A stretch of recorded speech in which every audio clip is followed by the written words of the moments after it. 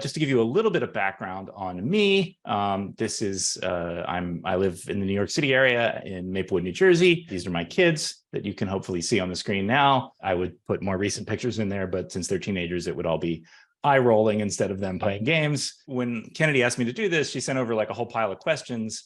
And I basically looked at them all and kind of organized them, and then looked at a previous little slideshow I had done and kind of organized it into 5 big challenges in kids game design. Kind of a little sampler platter of designing games for kids. But before I do that, a little backstory. As mentioned, I am part of a company called Thup Games, which just recently ended operations. I'll talk about why in a second.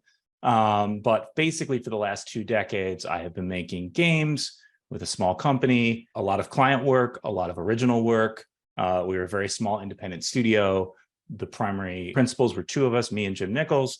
And then we built teams basically around projects, kind of project to project. We get a project, we build a custom team and build it and do the project and then move to the next one. At that time, worked on a lot of really cool stuff. I got started in the early days with Noggin.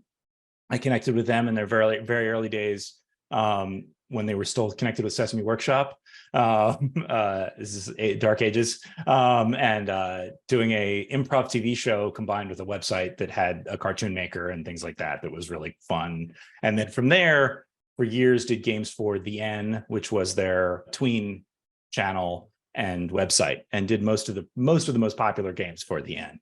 The other thing I'm probably most well known for is the Monkey Preschool games, which were some of the most popular preschool games on. They still do very well, but for a while they were the top selling preschool games on mobile. Briefly wound down the company this year for a couple reasons. Kind of we both felt like it was time. Had a really good project last year. Felt like it was good to go out on a high. And also just sort of changes in the business. Mobile business in particular has moved to games as service. Talk a little bit more about that, but it's very hard for a small studio to do a game as a service. You need more support.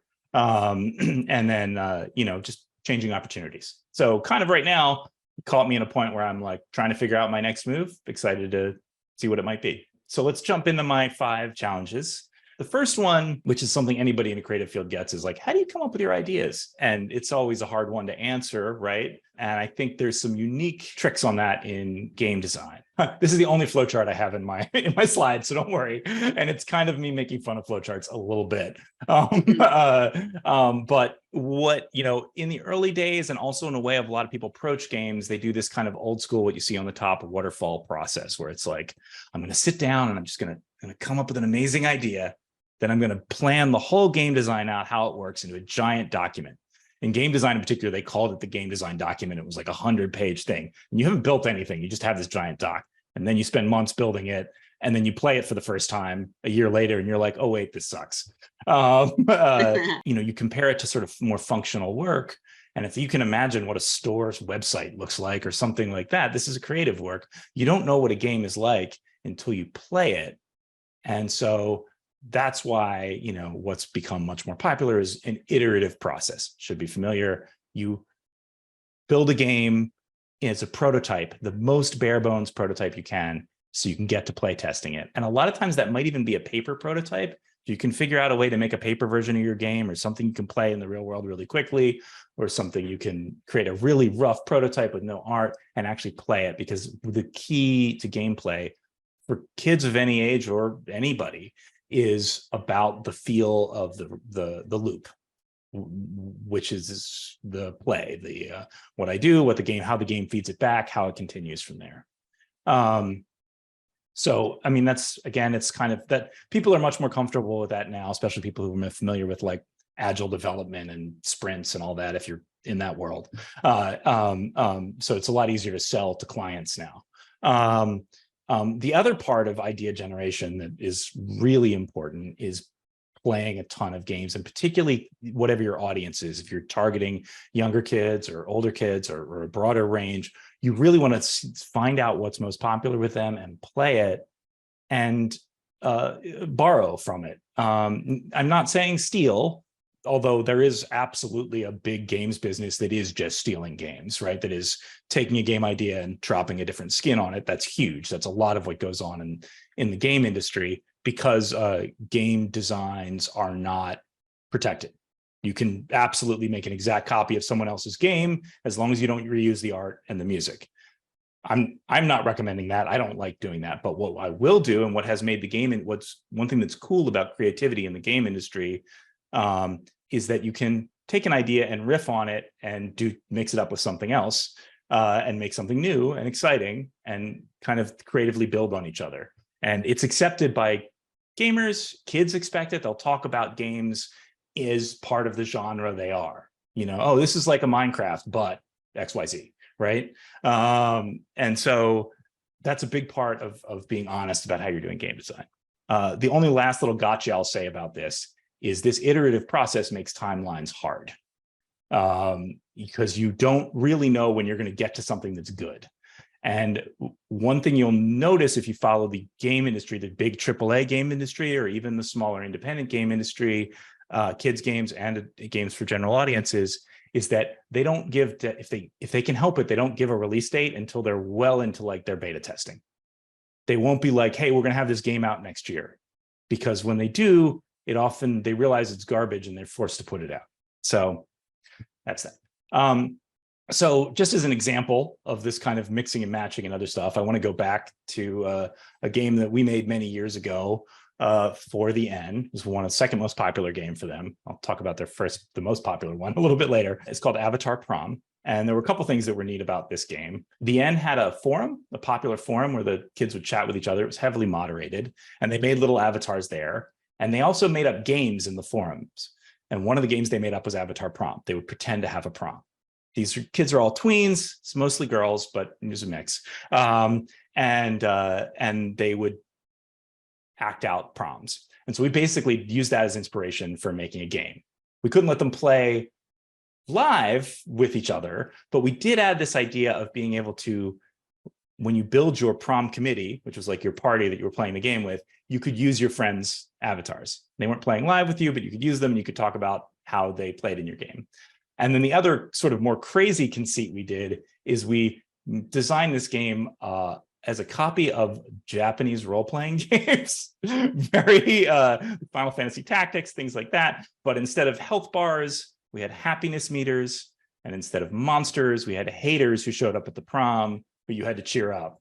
And so instead of shooting arrows or casting spells, you were doing dance moves or flirting, and you'd kind of cheer them up.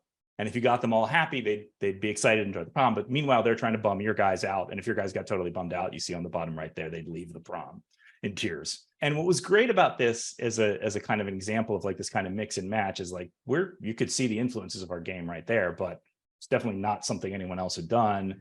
And it really connected because they recognized that we're building it from their idea. They got into the strategies. It was really fun to see that. That was a big success. I want to talk a little bit about age. Anyone who works in kids media knows thinking about age ranges is very challenging, right? When you think about how can I create this something that's going to appeal to the wider the age range, the more challenging it gets.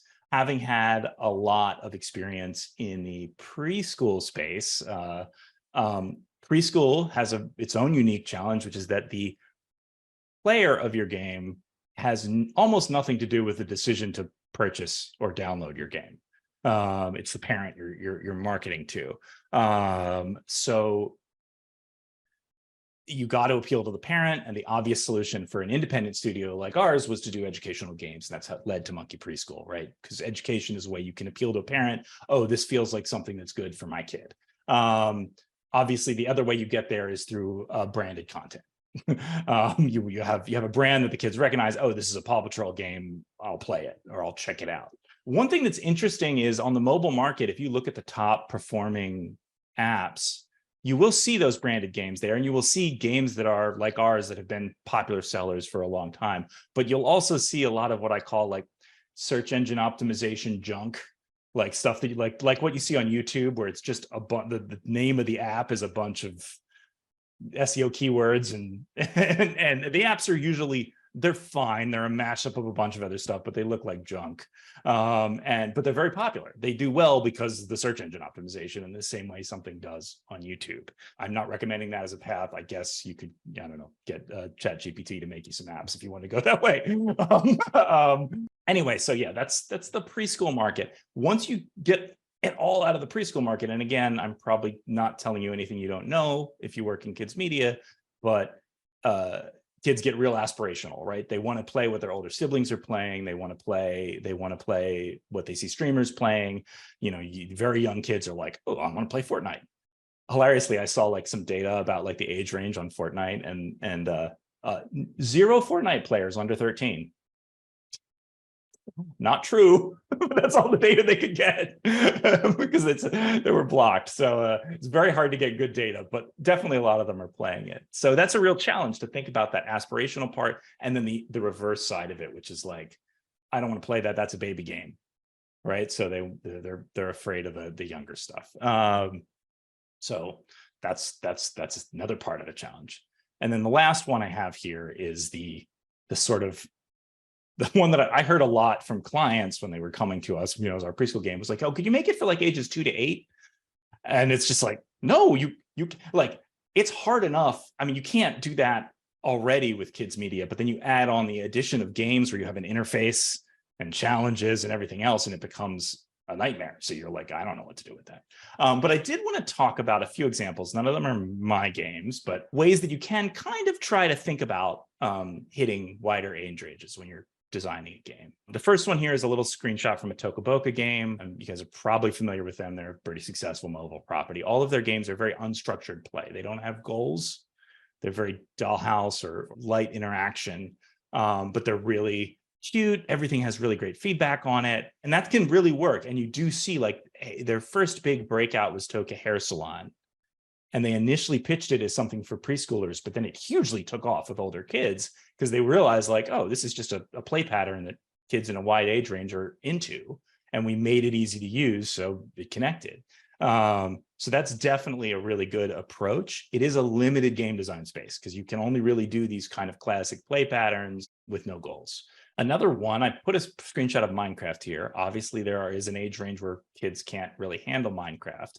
But what you will see when you see kids playing Minecraft is you will see a much younger kid who's just kind of toddling around and maybe like digging in a tunnel. And then another kid who's building some crazy Rube Goldberg machine that they looked up. And it's hitting that age range and they're both enjoying the game. And the older kid doesn't think of it as a baby game, but the younger kid is still interacting with it in a meaningful way.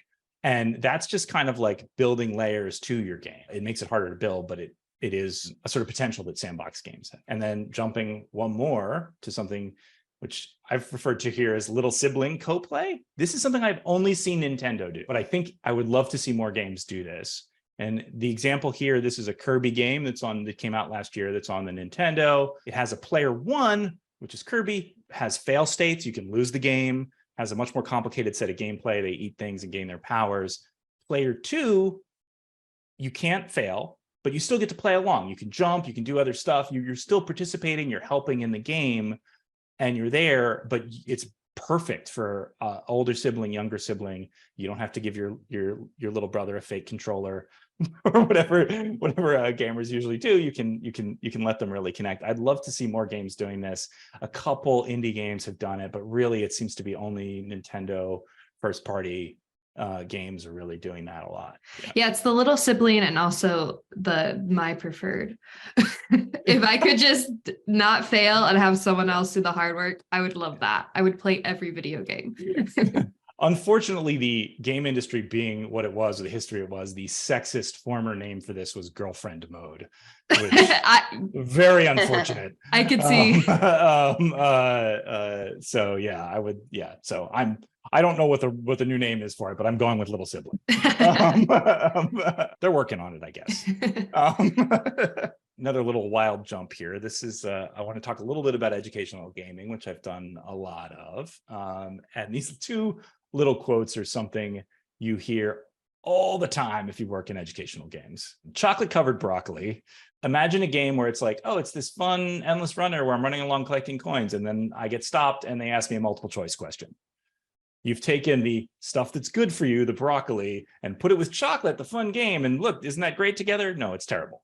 And I do think this is a valid criticism. It is, you have it a lot where you're kind of just like worst of both worlds matching things, but it can be a little dismissive. There are ways you can mix sort of traditionally fun gameplay with questions or other things that do work, but it is something to always watch out for. Like, make the fun in your game. I don't want to ramble too much about this, but there's a concept game designers have of intrinsic versus extrinsic rewards. Extrinsic rewards are, I've gained a bunch of points, I get a bunch of medals or something else that's outside the game, versus intrinsic, which is like, oh, I got this thing that lets me jump higher, or I got this, even cosmetic, I got this thing that gives me a trail of sparkles behind my character.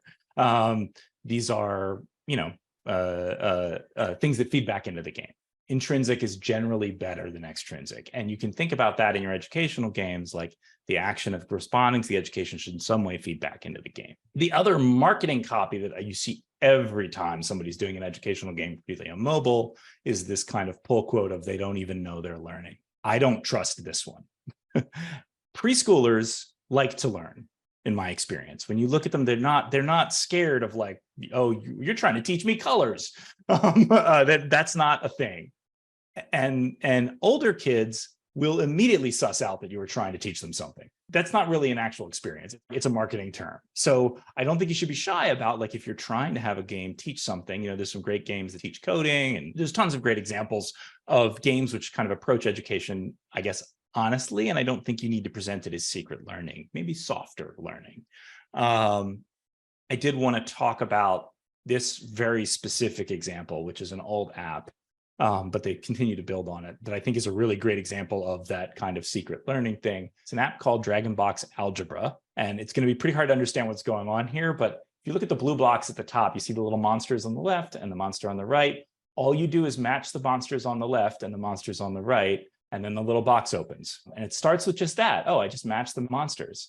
Over time, you start matching little chips like this 6 here and another thing, and it starts adding signs. You watch a kid play this, and by the time they hit like the 50th level, you look over and it's just quadratic equations. They're literally doing algebra, and kids so young will be doing algebra because it's teaching them the concept of balancing equations initially with just pictures of monsters that you make them disappear, and it slowly transforms them into numbers.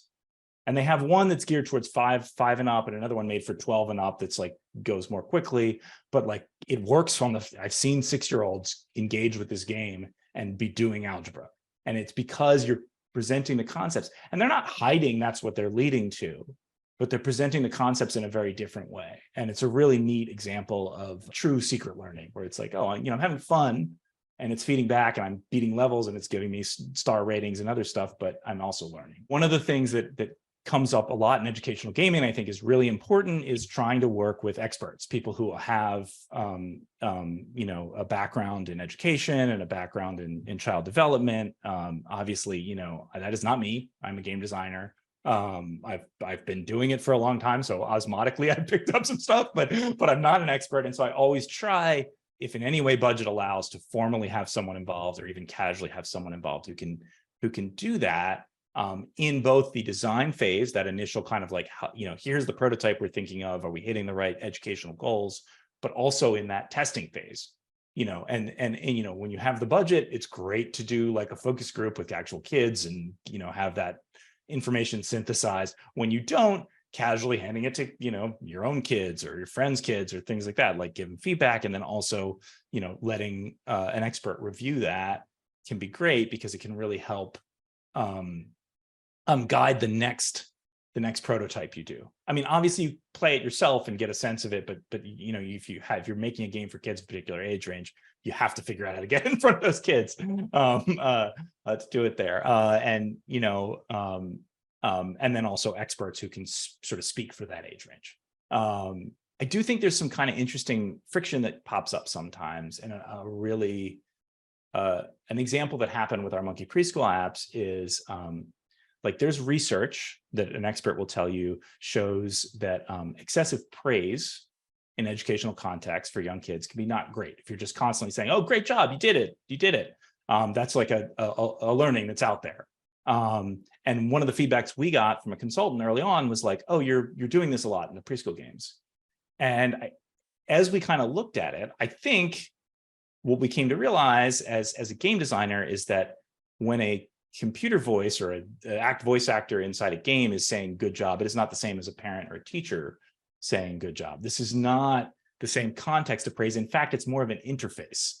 It is a feedback loop, like a button responding positively to you. So you have to really think about synthesizing the advice from experts that they have from all their, from educational context, and think about how it translates into a video game context. Because I've done focus groups. Kids are always going to be like, oh, you should put a wizard in a tower, and then you can go in there and you can be his friend. And like, they're going to dump everything you can imagine. So it's particularly the younger the kids, but even old, going up to like 10 or 11-year-olds, it's much more about watching what they play, what they interact with, what they're confused by, is also a big thing. And that actually is a pretty nice segue into my next slide. One of the reasons we kind of were successful with Monkey Preschool when it was in the early days of the iPhone was because at the time, I had been doing kids games for a long time. I had a 2-year-old. I was seeing how toddlers were interacting with these touchscreens, which were fairly new. And then I was seeing what the apps that were out there, the apps that were made by Nickelodeon and Disney, a lot of the early apps. And I immediately knew they were doing it wrong. Not to be egotistical about it, but what they were doing was almost like a Dora the Explorer context. We're going to sit and talk at you for 45 seconds about what you need to do. I'm going to introduce this game, and then I'm going to give you control and let you do the interaction. It is a rule of thumb. No one likes a tutorial. This is true for, if you look at focus groups with adults playing games, no video games do this anymore. When you are in a context that you are there to interact, you're there to interact. You might be there to listen to a story. You could definitely do a thing where there's story and then interaction, story, then interaction, but instructions, absolutely not. And it was all over the place with preschool games. And that really was, in addition to like a little luck and timing, that was the thing that let Monkey Preschool take off, was we were like, you are immediately playing the game. And this is where it ties into what I was saying before. Let them fail. It's fine. You just gently do, if they touch the wrong thing and it doesn't do anything, they know it doesn't do anything. If they touch the wrong thing, it's the wrong answer. As long as it's a gentle, guide back to where they should be, that's fine. That's all good, particularly, for younger kids. For older kids, you can make the feedback a little more direct, even as far as fail states, but you're letting them learn by exploring rather than by explaining it to them and boring. And these are a couple screenshots from some of the Monkey Preschool games. Interactivity and humor, I think, is very similar to what you would do if you were doing linear media, whether it be a children's book or a show or whatever. But with character development in games, especially with younger kids, you really want the characters in the game to be engaging directly with the player and responding to the player. We had very immediate feedback from our monkey characters of, when you're interacting with something, when you do something, you get a cheer, you get a like real gentle no when you do something, but like, so it's all very direct. I'll talk a little bit more about humor with older kids in the last little slide, which I'm about to get to, but I think that the important part of gameplay is really making sure that your loop, the experience, is fun. So another thing that we did with the Monkey Preschool games for preschoolers is it's endless. So a lot of other games would present a menu to kids where it's like, pick your activity, now go into the activity, do it, now back out, go to another activity. Navigation is not something that works for preschoolers.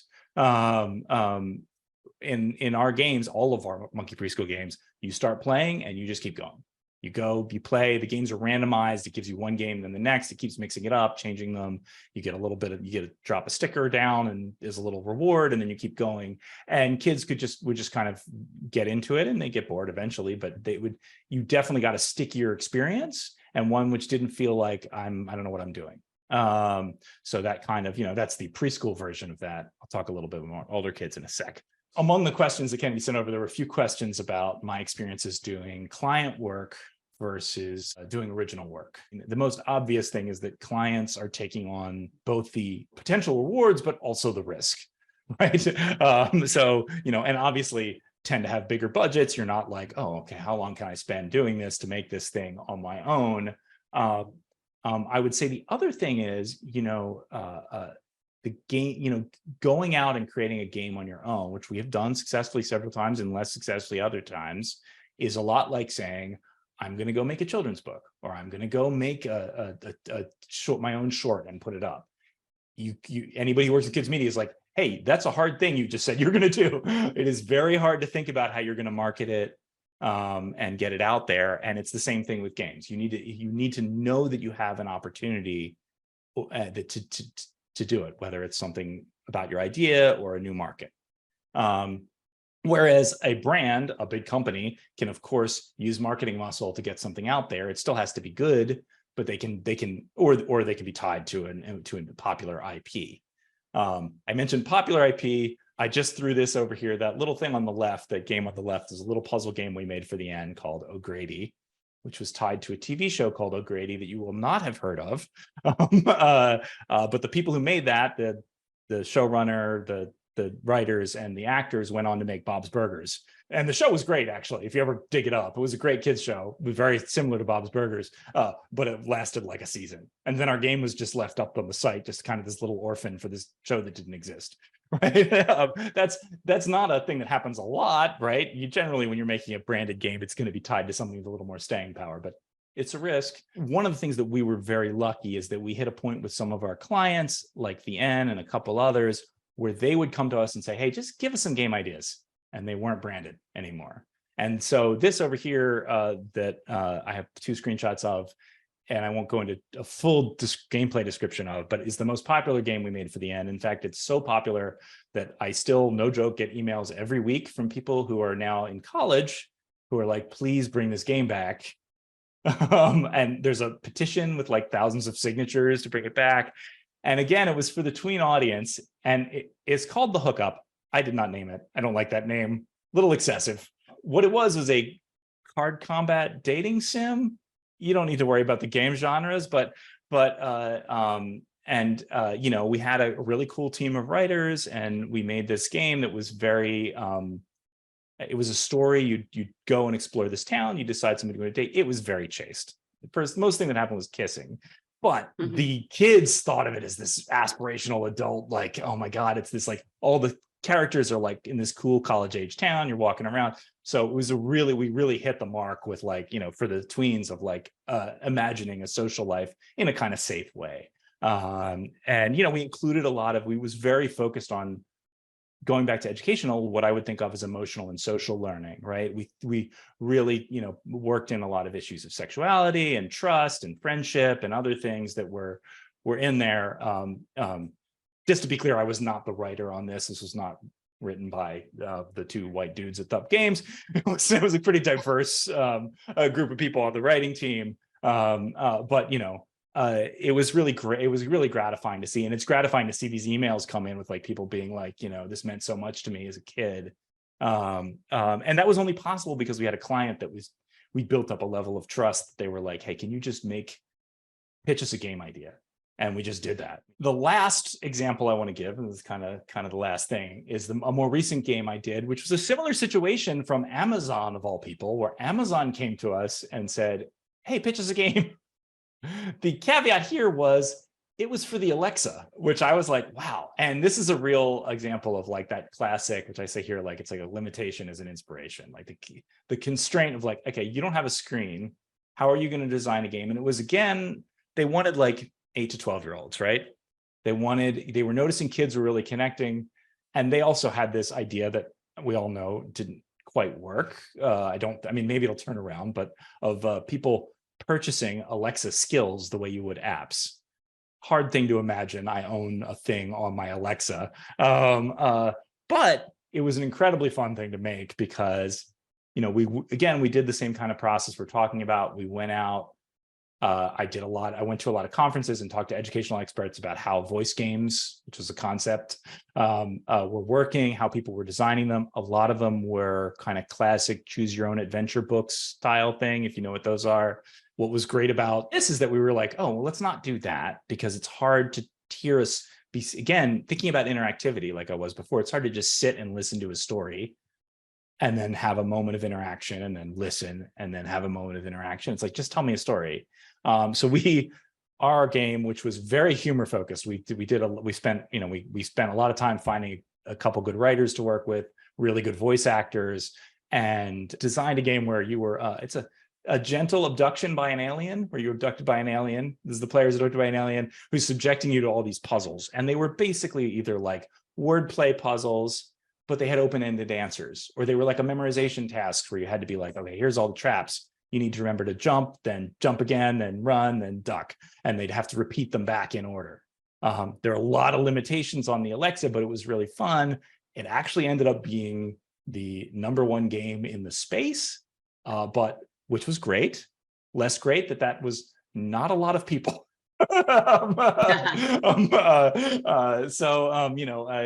not surprising. It's just, I think Amazon just has a kind of impossible challenge there with like trying to convince people they can buy something on the Alexa. Like it doesn't really work. But it was a really, really great example of like the fun of like an open-ended design, but in a weird space. And maybe in another world that would have taken off. That concept is coming back. Did you know that? Which one? Voice games, like Pinna, I believe, worked recently with Amazon to make a voice podcast, like a choose your own adventure book.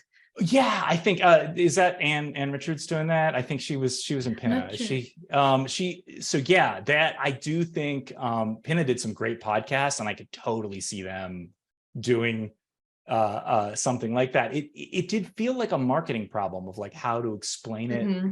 Do you know what I mean? Like, how do you convey this to the people who you want to play it, that this is cool experiences here that you can engage with, right? Right. Yeah, for sure. So the last thing I wanted to talk about, just kind of my own not semi-expert opinion on where things might go. This is always guesswork. As every generation that goes by, adults are gaming later. I'm Gen X, this certain percentage of people game, but millennial parents game much more. And the upcoming Gen Z parents, yes, there are Gen Z parents coming, are also gaming even more. And I think what you're going to see is a lot more of gaming with kids happening, or people wanting to find games they can play with kids. Back in the beginning, when I showed that the mobile stuff, and you see that shot of like the iPad with a mom and the kid sitting next to each other with an iPad, that only ever happens in a stock photo. Mobile games are hand my phone because I need to cook dinner or something like that. They are not shared play experiences. There's a few exceptions, Osmo, a couple other things that are products that are designed for that. But in general, that's not where it's going to be. It's going to be on consoles or PCs, where you can, it's more of, it can be on a TV or a larger shared experience where you can play with kids. And Nintendo does some things with that, but I think there's an opportunity to hit that in other consoles. As there are more parent gamers, as there are more kinds of games. I mentioned the cozy games movement here, which is a kind of very popular with Gen Z and even adults, just like more games that are less aggressively competitive and appealing, and they could work really well for kids. It's a whole emerging genre. The very last one I'll mention is VR and AR. I am not a metaverse believer. I don't think that we're all going to be cruising around in Mark Zuckerberg's world. But one thing you'll see if you see people write about VR is they're like, I went to check out VR games and it's all kids. If you go and check out all the VR games, under 13 aren't supposed to play it, but that's all you run into. That's who's engaging with VR games, is kids. A lot of the games are not well designed for them, but they are much more likely to put on this cumbersome headset and get involved in this world and play these random games, frankly, than adults are. And I think particularly when the Apple's AR headset, I don't think Apple always does everything right, but when that comes out, there's going to be a big mass market push. And I think there might be an opportunity to design really more thoughtful experiences for kids in that. Don't know what they'll be because I don't know exactly what the product is yet. I have seen my own kids interact with VR, and there's some cool stuff there and some possibilities. I think the unfortunate situation that's happening now, where there are kids in multiplayer games in unmoderated settings, obviously terrible, but that doesn't mean the genre isn't possible. That's my rundown. That's my predictions for the future. Don't hold me to them. I had a question from the beginning. Oh, okay. You said games as a service. So this is something that maybe like you're continually adding levels maybe for years on years. Okay. Yeah. So games as a service, the game industry is very weird, right? Because people are asked like, oh, what are games that are making ton? You'd be like, oh, well, do you guys ever heard of a game called Genshin Impact? This is always my example. Okay. The person here with the gamer chair does. Yes. I'm in it, so not to be like weird, but it's So I give that as an example because people are like, oh, well, you know, to use the VR example, oh, the Quest store has made $2 billion over the last 5 years. And I'll be like, well, Genshin Impact made 3.5 billion last year.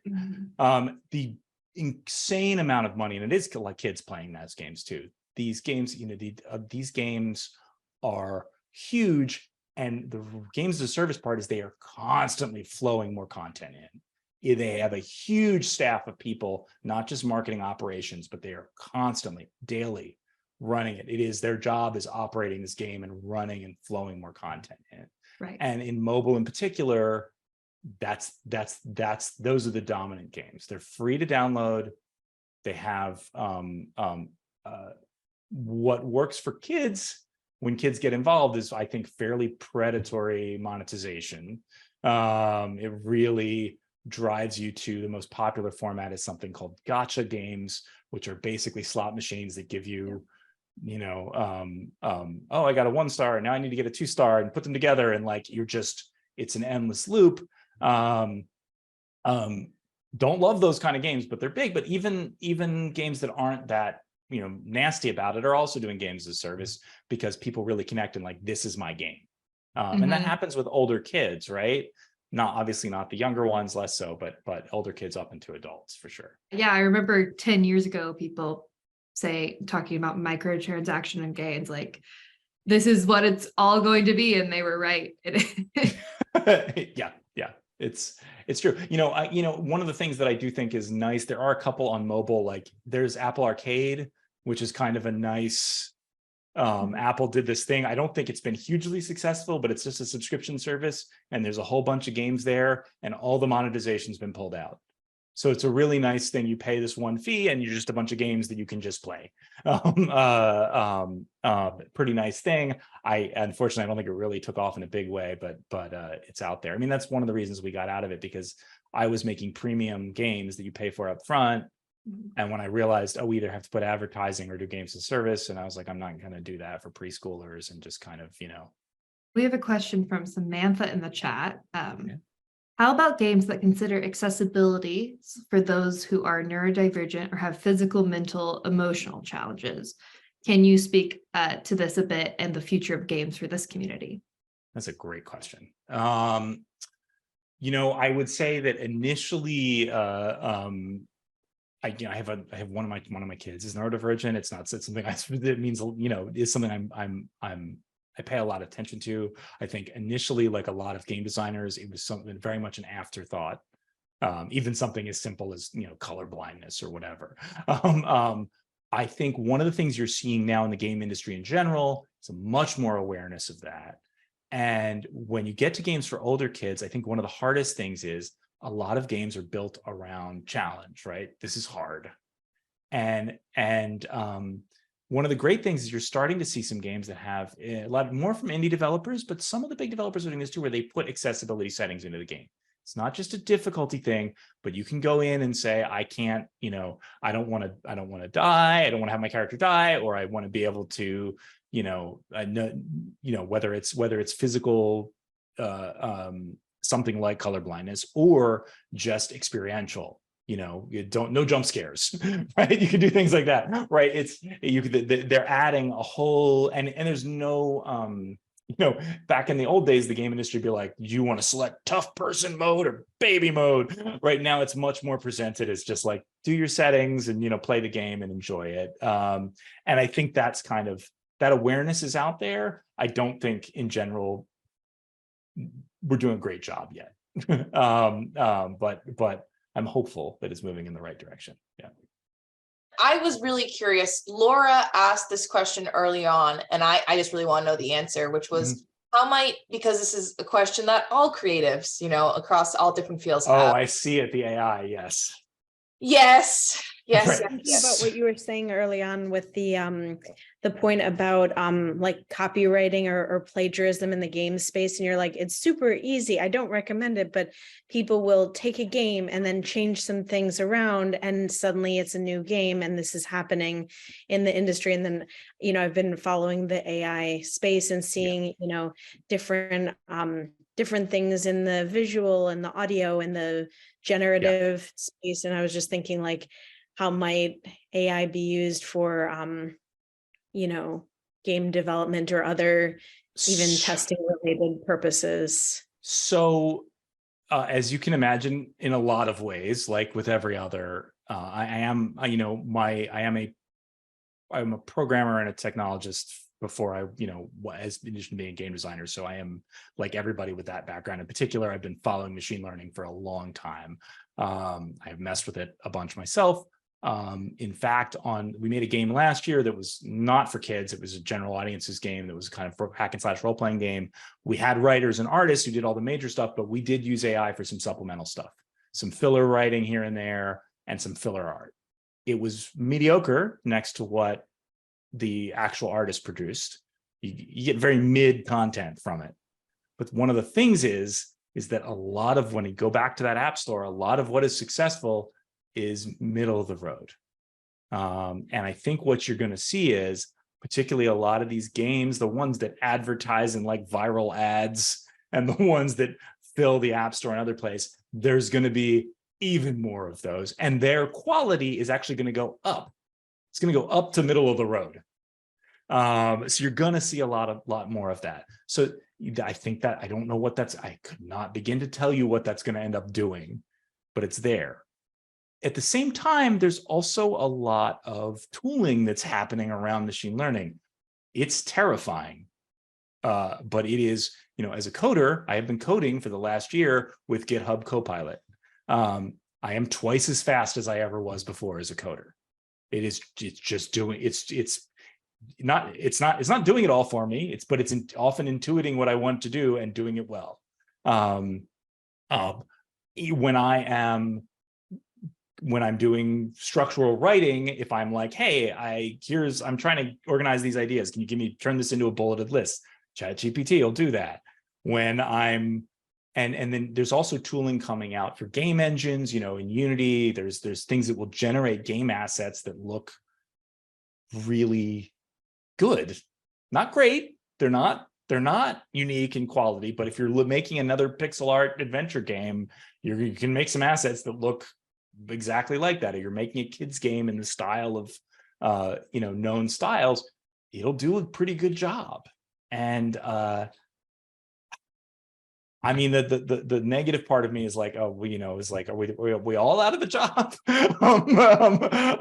The positive is like, well, there's a level of accessibility here that's like these tooling that lets people get, faster and faster. If you look at the game industry, when I started making games as a nerdy child, it was like hours and hours of programming in like horrible languages. And, and to do the most basic things. And, the modern game engines that have come out in the last 10 years, the things that you can do now, I would have had to have a comp science master's degree back then to do. It's not even about the technology's power. It was like the accessibility of the tools. And in some ways, this is just a huge leap up in that. They don't really do everything for you. People are overstating that. But they can do a lot. So, I don't know. Look, I'm in the same place as everybody. I have no idea. I don't think anybody knows. Not even all the data scientists, they got no idea. Someone was talking about the new AI programs that had come out just like in the last week or something, and you can type in a really detailed description of some sort of virtual world, and it'll create a 360 video of that. And I was just thinking of the video game, environments that like maybe that's something that could be, like a beta version of your game, and then you use that to do something else with it, or, you can say, hey, make me a prototype. Give me the prototype code for this game. This is how it should work. And it'll do it. I mean, you need to know a little bit of technology to get the code in the right place and then drop the art in, but you can do it. And there's there's been 10,000 AI companies have launched in the last 4 months to do middleware in various ways. There's one that's taking off in games called Scenario, which is just about asset generation. But that had already been happening. Unreal Engine, Unity Engine, a lot of these game tools had already been doing things that help you build faster. I don't know where that leads, but it's easier than ever to make things, for better or worse. Yeah, like now it's like talking about AI, I'm thinking of it as a great assistant that we all have access to whatever we want to do. I'm coming from animation, mostly TV show production and kids TV show, and this was really interesting. A little bit about the game world. Thank you, Peter, for great talk. I have a question about the testing period, because you mentioned that they don't release the date. Like, for example, for a TV show, we usually like 2 years before we make 3 seasons, the date is already announced and all that. Yeah. But, and how do they know the testing? Like, I mean, to how many people, like kids, do they test it? And how does, like, when do they say, yeah, that's good, we're going to put it out there? Just if you can explain a little bit more, that would be great. Yeah, I mean, obviously, I'm talking ideal scenarios, right? So you're going to get situations where, no, look, we got a hard deadline. You need to get something that's going to be good enough. But, I think that the way that you make that work is by, at the start of the process, saying, hey, we're going to be at a prototype in like a month. Let's set up our first testing then. So that you get buy-in from whoever's involved in the project of like, something that used to happen, particularly working with animation companies back in the day, is it would be like, they'd be like in final production on the show and be like, hey, let's do a game tie-in. And they'd come to you and be like, hey, can you do a game in the next few months? I would say the most ridiculous version of that was not a kid's game that I made. Are you guys familiar with the HBO show The Wire? I am the one person who's ever made a game for The Wire. HBO came, it was just before season 2 came out. Season 1 hadn't taken off. They're like, we really want to promote The Wire. We want to do a game. I was like, oh man, awesome. I love that show. And they're like, all right, we have 2 months. And then the best, this is great client stuff. They're like, it has to be Battleship. Because these people weren't game designers and that was a game they knew. And so they came to us with the design. It was like, and like the cast recorded voiceovers for this horrible Battleship game I was forced to make, and we did the best we could. But anyway, a little bit of a tangent. So I think that it's about getting buy-in early for testing and sharing the feedback, and then kind of making the hard decisions with the timeline that is a hard deadline of like, all right, well, maybe we have to cut this feature, maybe we have to make it a little smaller, but it's always better to think smaller. There's definitely there's a saying in game development that the last 5% of I'm not going to mess it up, but it's like the last 5% of a game is the hardest 50%. Right. It's like getting that last thing over the finish line is so hard, and that polish is so important. So that's it. That I dodged your question is what that is. Yeah. Just curious, because you've mentioned a couple, VO in your projects, as we kind of see, at least looking at, in terms of anime and animation, people are really directors are looking for like grounded performances from actors. They really, and especially with kids where it's so easy for talent to kind of like play down to kids and talk down to them. Yes. Yes. And it's exhausting. And are you finding that with that shift, especially in, animation and whatnot, are you seeing that reflected in games as well? If it's not already made the shift before? That's a good question. We had the weird thing where, obviously not for the Alexa game and some of the other games we've made, but with mobile games, you always have the problem of like, how much of this is going to be played muted? Yes. Right? Can't see it anymore. Just turn it off. Right. Particularly hard with preschool games when you want to depend on the voice for instructions because your players can't read. Right. So in that context, you're really going for it's like, hey, we need a sort of more traditional, excited, friendly, like a very classic voice because you're really trying for clarity and other things. I think,